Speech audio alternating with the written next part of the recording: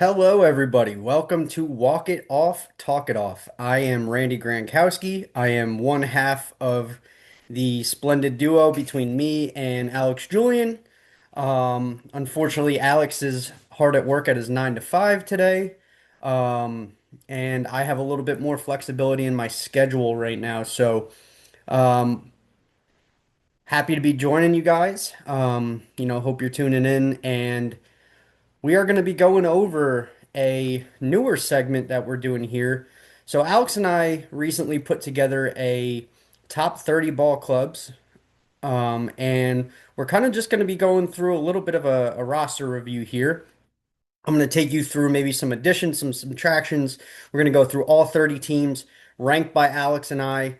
Our power rankings will come out at the end of these, but we're going to start with number 30 on our rankings, which inevitably you can predict that it would be the Colorado Rockies. Rockies fans, if you're tuning into this, I'm sorry. There's not a lot of love to give. I'm sure you guys are probably feeling the same way. However, part of the equation here is that the Rockies actually addressed some front office moves. So they brought in Paul De Podesta as their new president of baseball operations, as well as Josh Barnes, who is their new GM. So the addition of these two guys, they kind of aim to address some improvements in the roster. Um, Improvements in the starting rotation, positional flexibility, and just kind of, trying to piece together some more MLB guys, guys that have some experience. Some of the additions they brought in, starting pitcher Tomoyuki Sagano, who was with the Orioles last year, came over from the Japanese league. Pitched to, a pretty good rookie season here in the MLB. It's a good addition. He's an older pitcher, but I do think that it adds a little bit of depth to their starting lineup or to their starting rotation. I'm sorry. And they also added Jose Quintana, who, at this point has kind of been around for as long as you can remember. Quintana he's kind of one of those guys that's just can give you innings and, essentially for them, bringing in a guy like Quintana could, help you maybe bring in some prospects at the deadline. Um, and just help you kind of balance out that rotation to start the year and kind of give you some innings with it kind of takes the ease off guys like um like Chase Dolander, um and just gives you a little bit of depth at the position and adds a veteran to the room. So take a look here. I have Fangraphs pulled up. So this is all according to Fangraphs. So some of the other additions um, they brought in Jake McCarthy from the Diamondbacks in a trade. Traded for Eddie Julian, who has a lot of promise. I know the last couple years in Minnesota haven't been so good for him, but he's a guy that had early in his career had pretty good contact rate. He can play all around the diamond.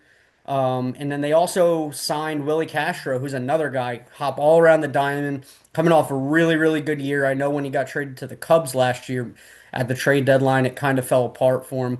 But I just think, adding a couple guys that have, had some showtime and can play some utility positions here is a really good start to their rebuild. Um, they also brought in first baseman TJ Rumfield in a trade with the Yankees for relief pitcher Angel Chevy. They also brought in Connor Capel, Brett Sullivan, Kyle McCann, Valente Peloso, John Brebbia, and Vinmael Machine on some minor league deals. So some parts in, parts out. Herman Marquez, Tyro Estrada, Austin Gomber, Orlando Arcia, Kyle Farmer are all gone. Um, Take you through some of their top prospects that are coming up. I know Charlie Condon's a guy who we all watched rake in college at Georgia. He's got a lot of pop in the bat. Um, I would not be surprised if you see Charlie Condon in this lineup come end of the season. Ethan Holiday is obviously, the young stud they drafted in the first round last year, son of, MLB uh, borderline superstar Matt Holiday, um, and brother to Jackson Holiday, who plays for the Orioles. Um, so they got some guys coming up. Rock Riggio is a name that sticks out, being a Yankee fan. He went over there at the deadline in the deal for Jake Bird and Ryan McMahon. Brody Beck, Sterling Thompson, McCade Brown.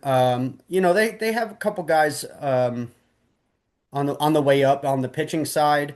Um, like I mentioned, a guy like Chase Dollander, who, was a top prospect, great college arm. He got a little bit of showtime last year, got hit around a little bit, but, his stuff is definitely going to play at the big league level.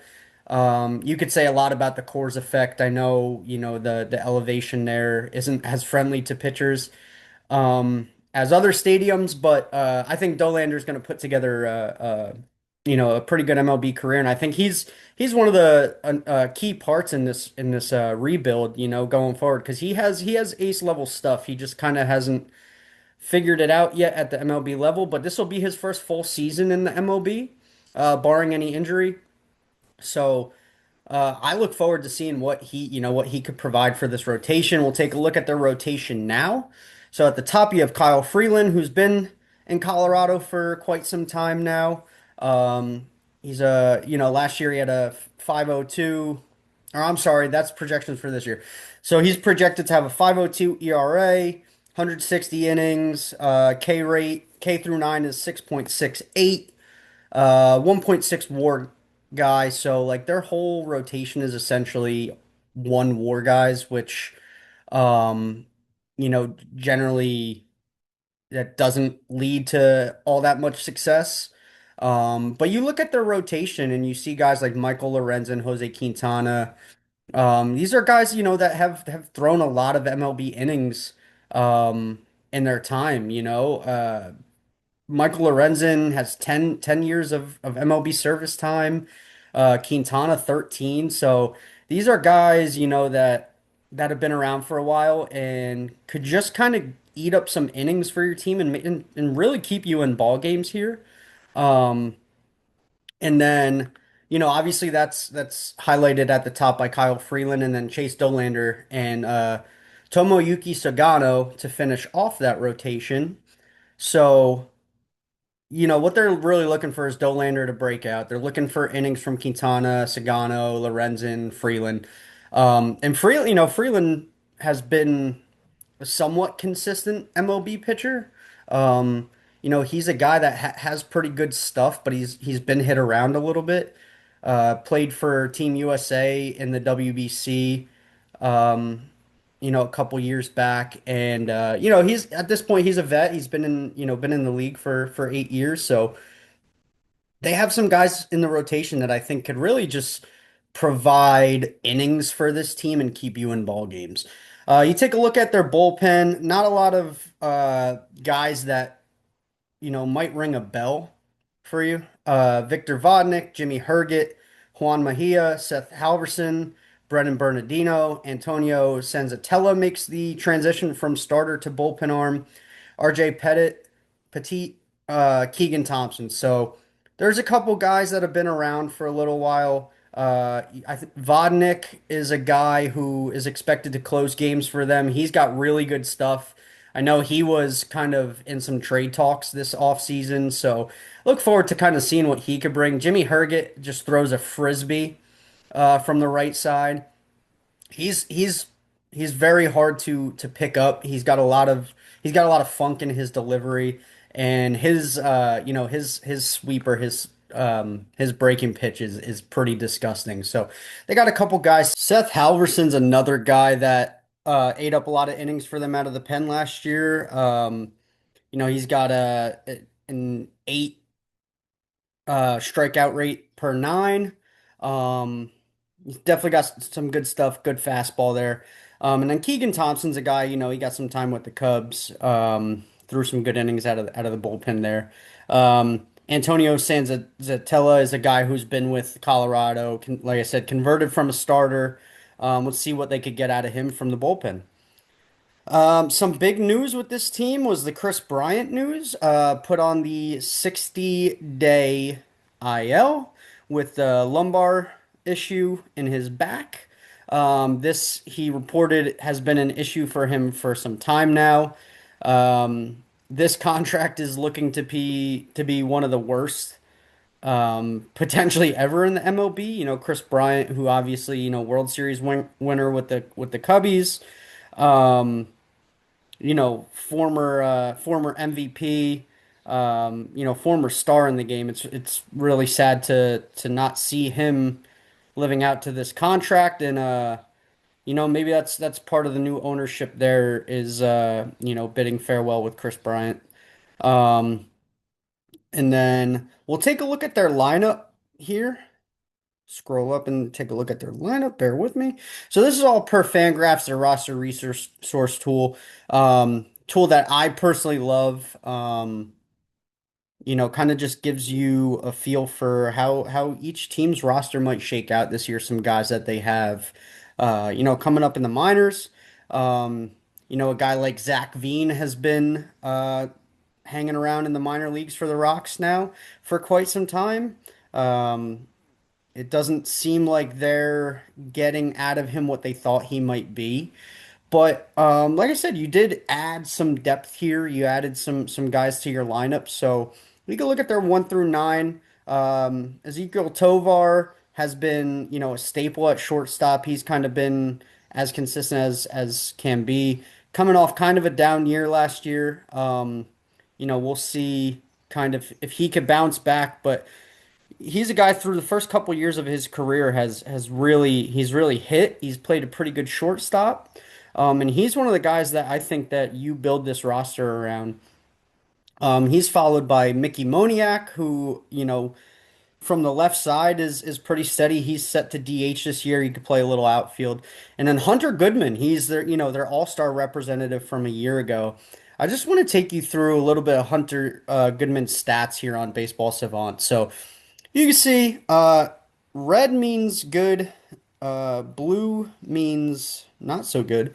So his page is pretty red here, right? So the thing that sticks out to me, I mean, he's 83rd percentile bat speed.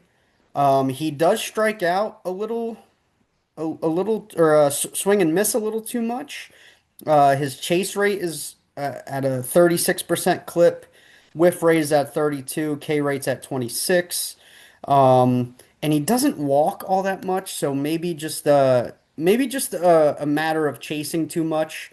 Love to see him maybe key in and be a little more selective. But you can see his barrel rate, his hard hit rate is up there in like way above league averages.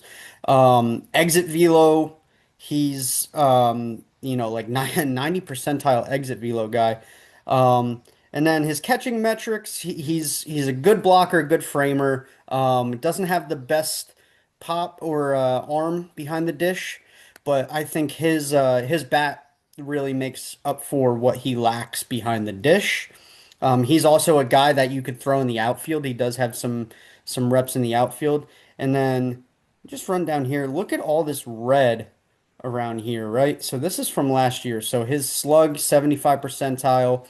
Um, his barrel rate is up there. Max exit velocity is 97th percentile.